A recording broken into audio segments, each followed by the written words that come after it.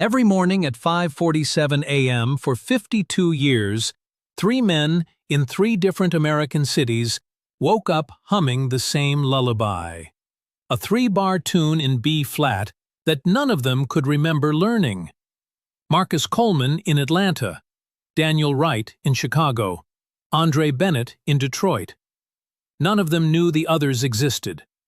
None of them knew the song was the lullaby their mother, Loretta Mae Hawkins, had sung to them every morning before her heart gave out in March of 1973, 91 days after she gave birth to all three of them. On November 12, 2025, all three men were finally in the same building for the first time in 52 years. And Steve Harvey, who had hosted Family Feud for 14 years and had never once stopped a live taping for personal reasons, did something that afternoon he had never done before. He stopped the cameras. He asked the audience to wait, and he walked off the set with 3 folded sheets of paper in his pocket. Papers that would either give 3 strangers a family or break the only one each of them had left. It was November 12, 2025, a Wednesday afternoon at the Family Feud studio in Atlanta, Georgia. The audience had been seated for 40 minutes.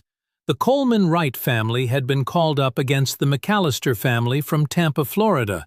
Marcus Coleman, 52, a Baptist pastor at Mount Zion AME on the south side of Atlanta, stood at the buzzer in his Sunday-best charcoal suit. Beside him stood his wife Cynthia, of 27 years, his 2 grown daughters, Tasha and Renee, and his older brother, his only brother, the brother he had found just 8 months earlier through an ancestry DNA test.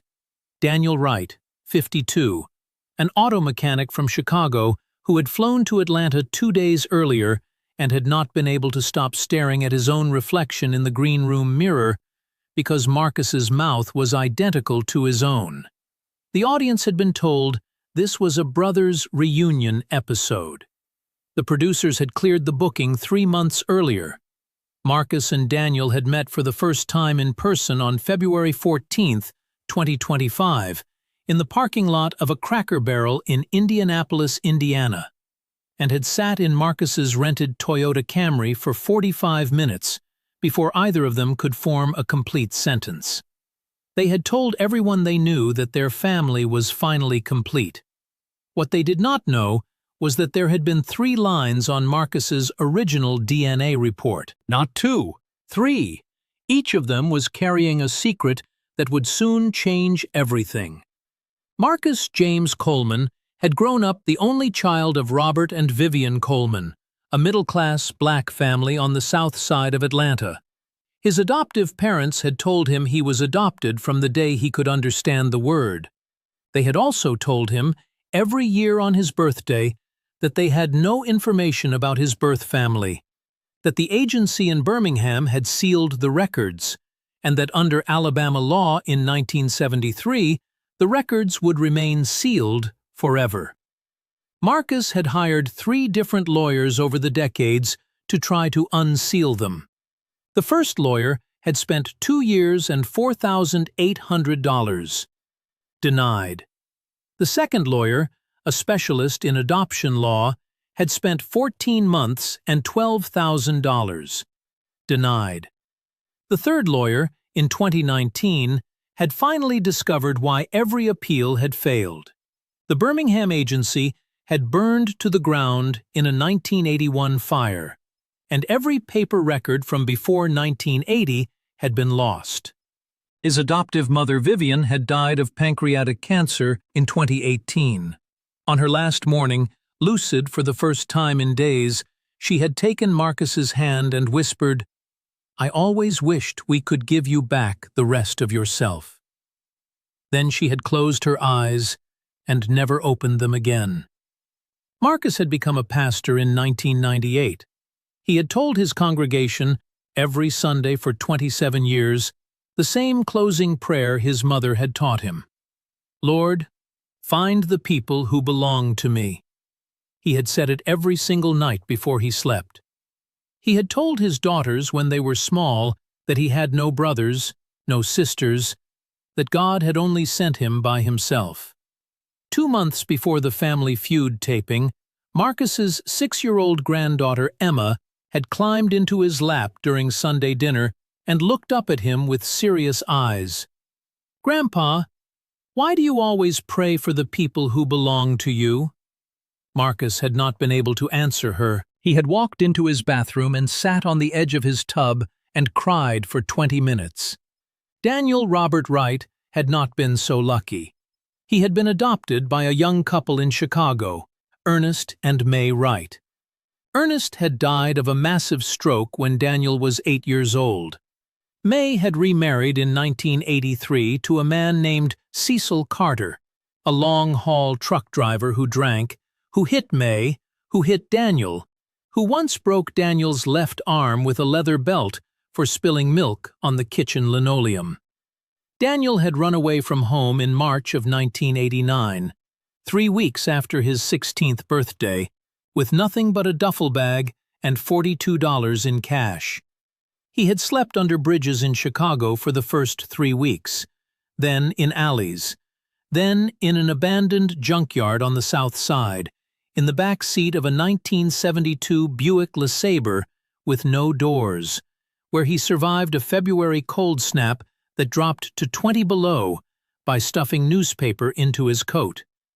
He had been ready to give up. He had walked to the Calumet River on a Tuesday morning, intending not to walk back. An old black man named Earl Wright, no relation to his adoptive family, just the same common surname, had found him sitting on the riverbank and had said one thing: "Son, you got somewhere to be." Earl had taken Daniel home, fed him, given him the spare room above his auto shop on 79th Street, taught him to be a mechanic. Daniel had legally changed his last name from Carter to Wright in 1996 to honor Earl, the only father who had ever shown up. Earl had died of lung cancer in November of 2008. At the funeral, Daniel had told the small crowd of mourners that Earl had given him a life. Daniel had been engaged once, in 2002, to a kindergarten teacher named Vanessa. 3 weeks before the wedding, he had called it off. He had told her, and he could not explain it any better than this, that he felt like he was waiting for someone he had not met yet. Vanessa had cried for an hour, then handed him back the ring and told him to go find them. He had not married since. When the DNA results had come back in February 2025, showing a 99.97% match with a man named Marcus Coleman in Atlanta, Daniel had pulled his pickup truck onto the shoulder of I-65 outside Gary, Indiana, put his face on the steering wheel, and cried for 2 hours and 17 minutes. And that wasn't even the part that made Steve cry. Andre Michael Bennett was the brother nobody had been looking for, because Andre Bennett did not know he had ever been adopted. He had grown up the son of Walter and Hazel Bennett in Detroit, Michigan. Walter had been a line worker at the Ford River Rouge plant for 31 years. Hazel had been a school secretary. They had told Andre, and every neighbor, every cousin, every teacher, every doctor, that he was their biological son. They had even shown him a hospital bracelet they claimed was his. Andre had grown up believing it. He had never had reason to question it. Andre had married Lorraine Davis in 1999. They had 2 sons, Anthony, the eldest, and Quentin, the youngest. Anthony had enlisted in the Army at 18, had been sent to Iraq in 2007, and had been killed in Anbar province by an improvised explosive device on May 4th of that year, 3 months before his 22nd birthday. Andre and Lorraine had buried their son in a closed casket at Mount Olivet Cemetery on a Saturday afternoon in May. Andre had not slept through a full night since. He had taken the night shift custodian job at Cass Tech High School in 2010 because he could not sleep anyway, and the work let him be alone with his hands and his memories. Hazel had died in November of 2014 from heart failure. After the funeral, Andre had sat in her kitchen for 3 days, going through every drawer, every cabinet, every shoebox. He had not found anything that hinted at the truth. He had not known to look. Then, on October 8, 2025, a man named Mark Stevens had knocked on Andre's door at 7:14 a.m. on a Saturday. Stevens was a private investigator. He had a manila folder in his hand. He had told Andre, on the front porch of his small brick house on Wilshire Avenue in Detroit, that Andre had 2 living biological brothers and a deceased biological mother named Loretta Mae Hawkins. Andre had grabbed Stevens by the collar of his coat and nearly shoved him off the porch. Stevens had not flinched. He had said only one thing. "Mr. Bennett, I'm sorry. Please look in your mother's safe deposit box one more time." Andre had driven to Comerica Bank that afternoon. The branch manager had pulled out the box. Andre had emptied it onto the table.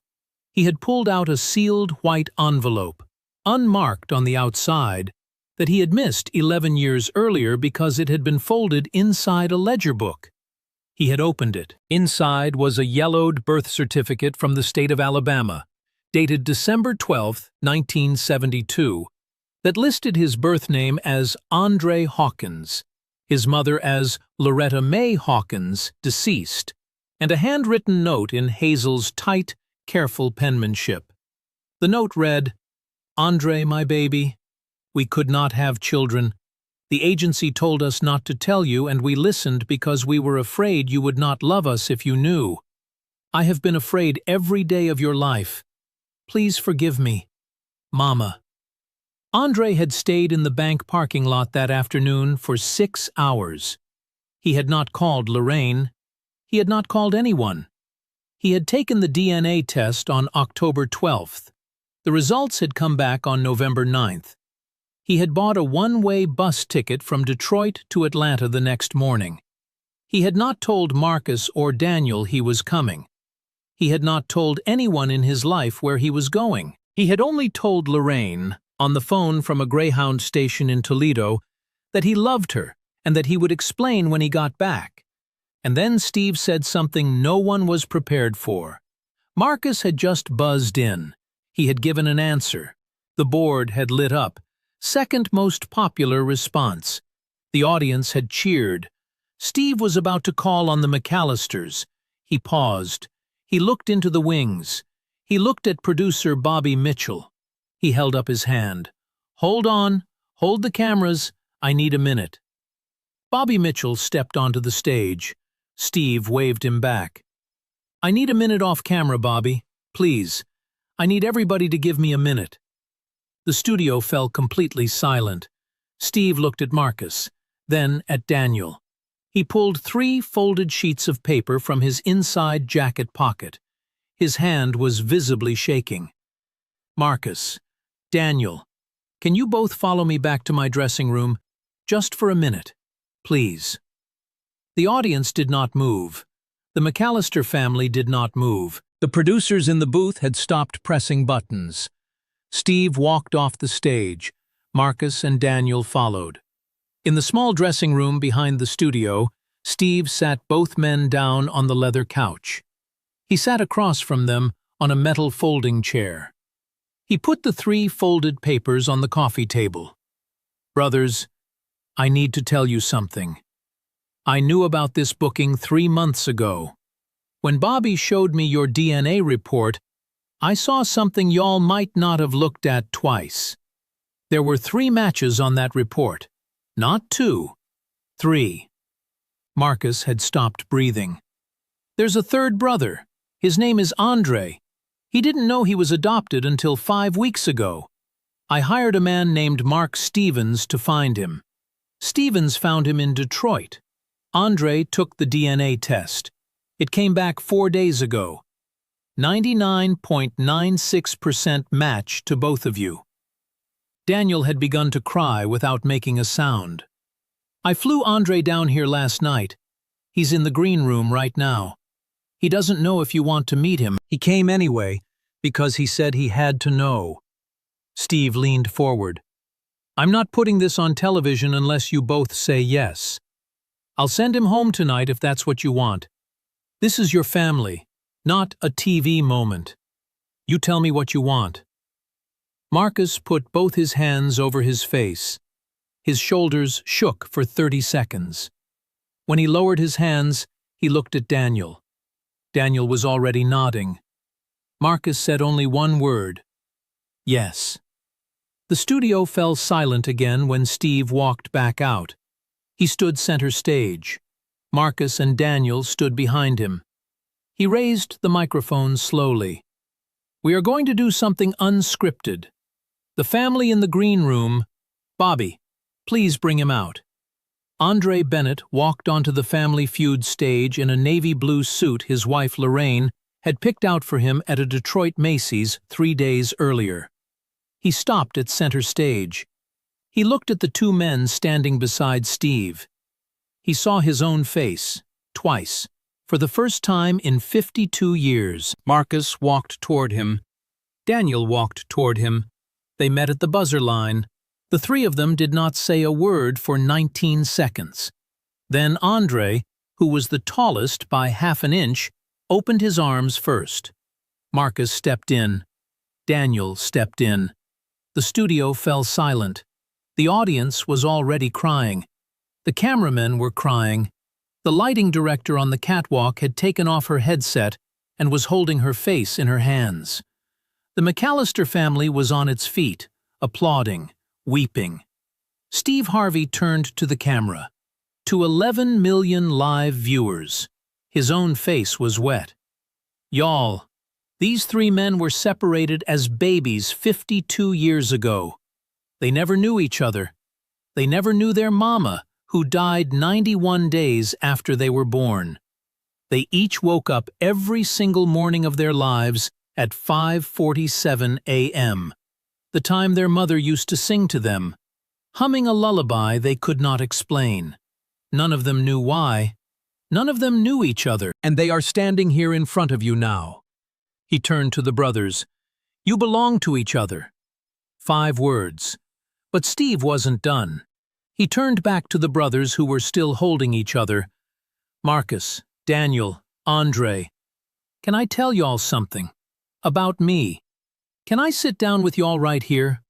Steve sat down on the studio floor. The 3 brothers, all 52 years old, all dressed in suits, sat down with him, cross-legged, like children. The cameras kept rolling. When I was a young man, I was at the bottom. I had no money. I had no home. I had no people.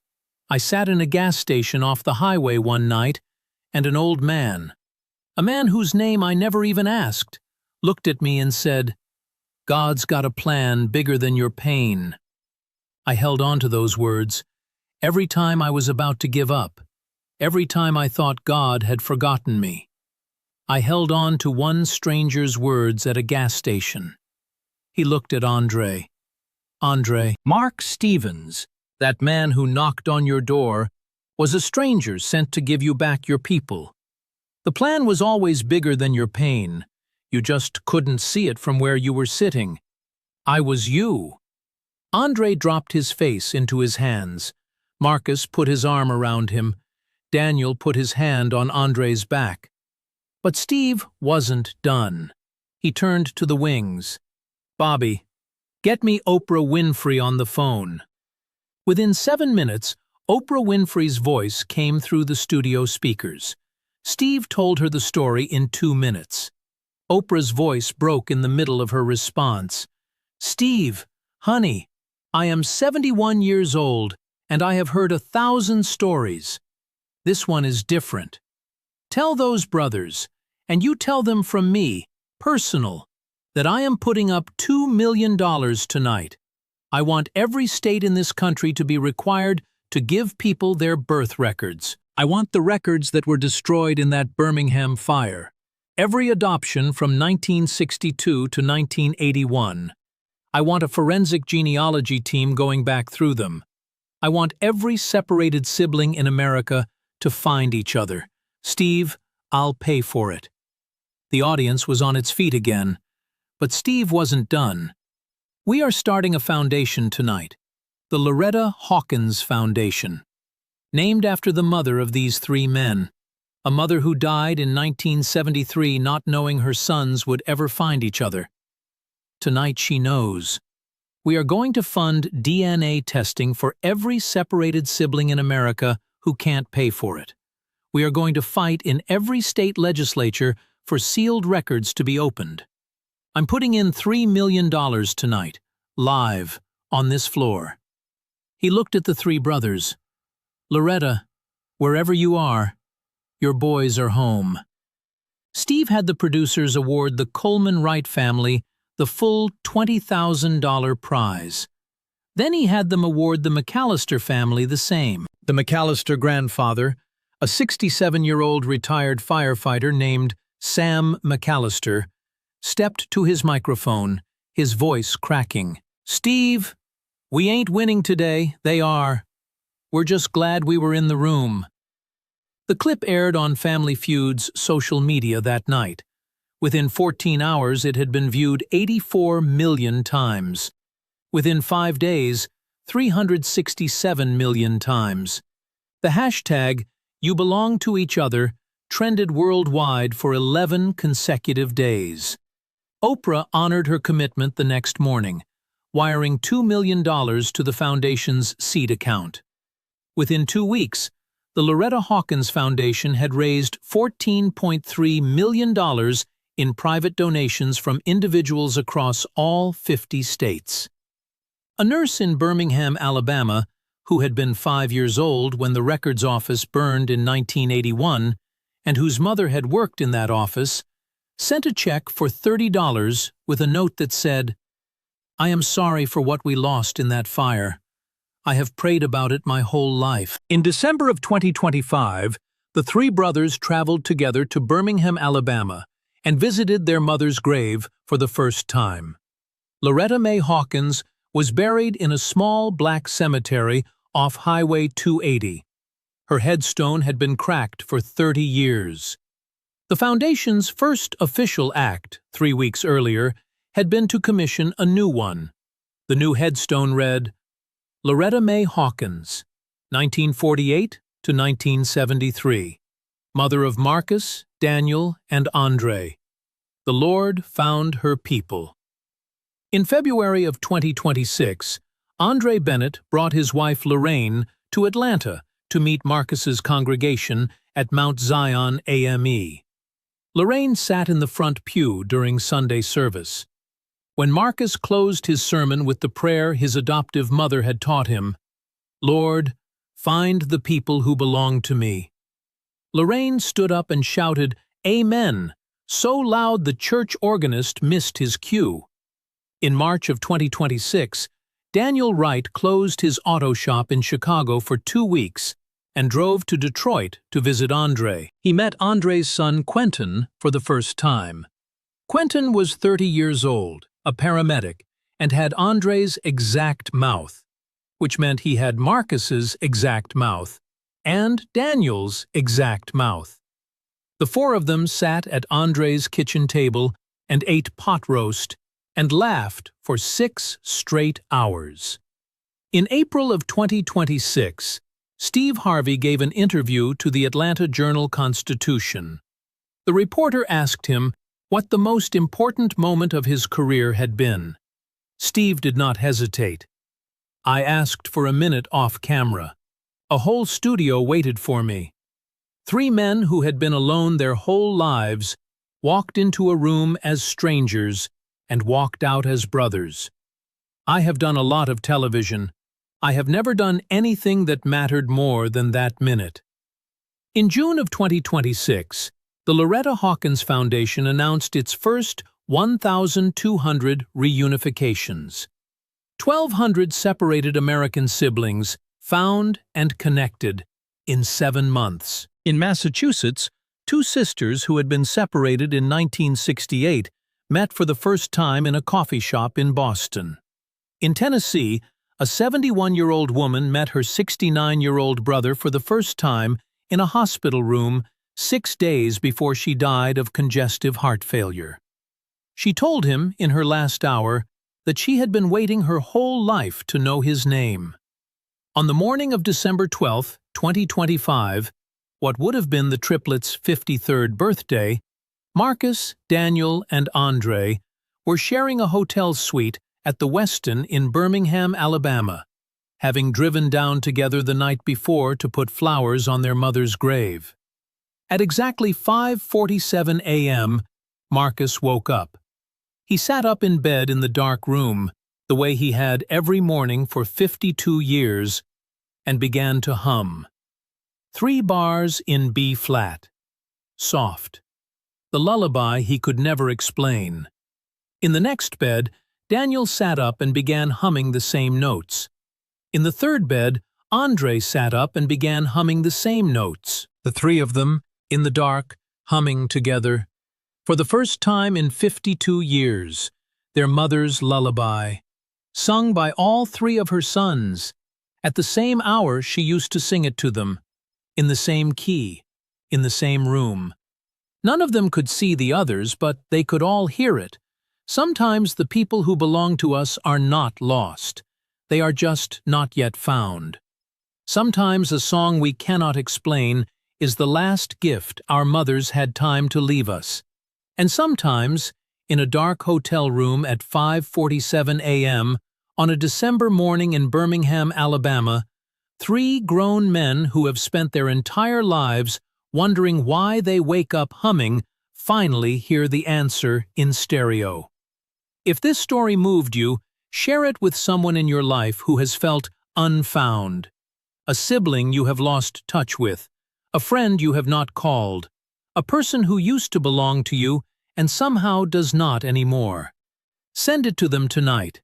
Family is not just the people who raised us. Family is the people who are out there, somewhere, waking up at the same hour, humming the same song, waiting to be found. Subscribe so we can keep telling stories that bring lost people home.